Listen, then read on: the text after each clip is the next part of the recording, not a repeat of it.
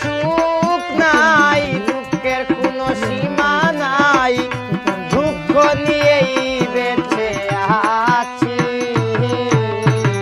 দুনিয়াতে আমি বড় দুঃখী, ও আল্লাহ, দুনিয়াতে আমি বড় দুঃখী।